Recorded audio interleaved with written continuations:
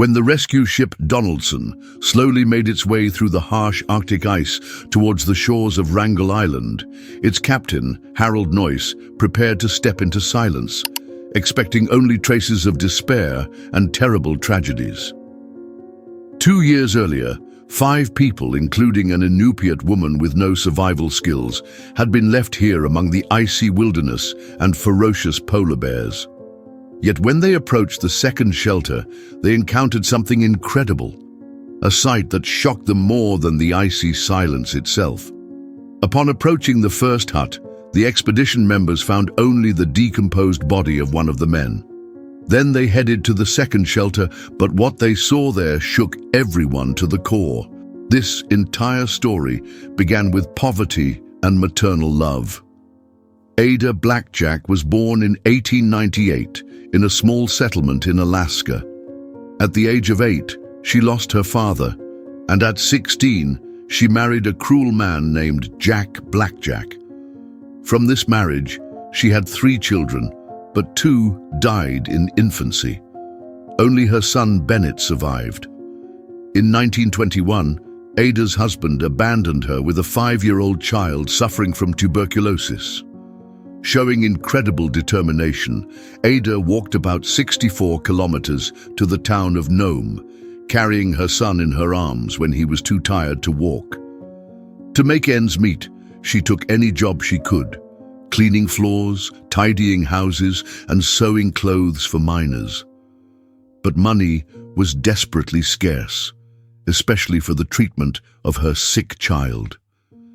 In despair, Ada was forced to temporarily place Bennett in an orphanage where they could care for the sick boy. This decision broke her heart, and she vowed to do everything possible to earn enough money to reclaim her son. At that moment, fate offered her a chance. The chief of police in Nome mentioned that renowned Canadian polar explorer Vilhjalmur Stefansson was recruiting people for an expedition to Wrangel Island. The 2-year expedition needed a seamstress and cook who knew English. Ada was a perfect fit. The woman was promised $50 a month, a huge sum at the time. This money would be enough to heal her son and secure a decent future for him. Ada immediately agreed, believing there would be other Alaskans on the expedition, as she had originally been told. She did not know what actually awaited her. In reality, the expedition pursued entirely different goals than she was told. Vilhjalmur Stefansson, a renowned polar explorer, had an adventurous plan to claim the uninhabited Wrangel Island as part of Canada or the British Empire. The organizer himself did not go on the expedition. Instead, he sent only 4 young men and Ada as a servant to the island. On September 9, 1921, Ada Blackjack, along with 4 men, Canadian Alan Crawford, 20 years old, who was appointed leader, and Americans Lorne Knight, 28 years old, Milton Gala, 19 years old, and Fred Mora, 28 years old, set sail from Nome towards the Siberian shores. Ada turned out to be the only woman and the only representative of the indigenous peoples of the North in the group. On September 15, 1921, the team landed on Wrangel Island and set up camp, hoisting the British flag there. None of them suspected the harsh ordeal they would have to endure. Initially, the living conditions on the island seemed tolerable. The expedition members arranged shelters and managed to gather some food through hunting. Ada performed her usual household duties, cooking meals and sewing warm clothes from skins for the expedition members. Stefansson assured the participants that another ship would deliver additional supplies, enough for over 6 months. But the summer of 1922 brought bitter disappointment. The promised supply ship was unable to break through the ice to reach them. The food supplies rapidly dwindled. Hunting provided meager results. There was far less game on the island than Stefansson claimed. By early 1923, the expedition was virtually starving. The people were suffering from exhaustion and scurvy. Lorne Knight developed scurvy, severely weakening him. The tension in the camp grew, and the situation became desperate. On January 28, 1923, three healthy members of the team, Crawford, Mara, and Galla, made a desperate decision. They left Ada to look after the severely ill Knight and set out on foot across the 140-kilometer, 87-mile ice of the Chukchi Sea to the mainland in an attempt to reach help. Before leaving, Fred Mara wrote to his wife, "If fate is kind to me, I will be glad to tell you about it. If I do not return, someone else will tell you everything." These three never returned. They disappeared without a trace somewhere in the ice. Ada Blackjack was left completely alone with the invalid Knight on the vast, icy island, constantly prowled by polar bears. The responsibility for two lives fell on the shoulders of the fragile 25-year-old woman. In her diary, Ada bitterly wrote that Knight did not understand how hard it was to replace four men, chopping wood, hunting, and taking care of the sick. Nevertheless, she devotedly took care of Lorne, acting as a nurse, caregiver, companion, and the sole provider of food.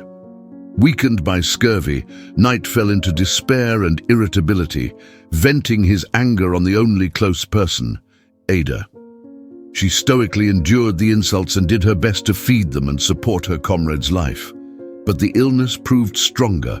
On June 23, 1923, Lorne Knight died right in Ada's arms. And now she was absolutely alone on the icy island. No one knew if she was alive. No one planned to return for her until the following summer, if at all. There were only polar bears, cold, and the endless icy desert around. Ada didn't have the strength to bury Knight's body in the frozen ground. She laid the deceased in a sleeping bag on his bed and built a barricade of boxes to prevent predators from devouring his body. Ada moved to another tent where supplies were stored to avoid the smell of decomposition. She reinforced its walls and roof with a frame made of driftwood washed ashore. Every day she began by typing a short message on the portable typewriter left by her companions, in case rescuers arrived in her absence. She noted that she was alive and, for instance, went to check the traps. On July 23, 1923, her typed note read, "I thank God for being alive." Then she faced the harrowing reality. To survive, she needed to learn everything she didn't know. The frail woman, who had never held a gun before, had to become a hunter. Gathering her courage, Ada launched an active struggle for survival completely alone. She mastered hunting, learned to set traps for Arctic foxes and checked them daily, hoping for a catch, learned to shoot a rifle and knock down birds for food, and gathered edible roots and berries when she could find them. The responsibility for survival fell entirely on her shoulders. Ada herself prepared firewood, fetched water, and maintained the fire in the hearth. She sewed herself a new warm coat with a hood and fur boots from reindeer skins, as her old clothes had worn out. Even the means of transportation and observation had to be constructed by herself. From wooden debris and canvas, she made a small boat to fish and hunt seals near the shore, since the expedition's first boat was carried away by a storm. She built an observation platform near the camp to watch for bears and other animals. Knowing the deadly threat of polar bears, Ada always kept her weapon ready. She nailed a gun holder above her bed to grab it instantly in case of a bear attack at night. This fear was not unfounded.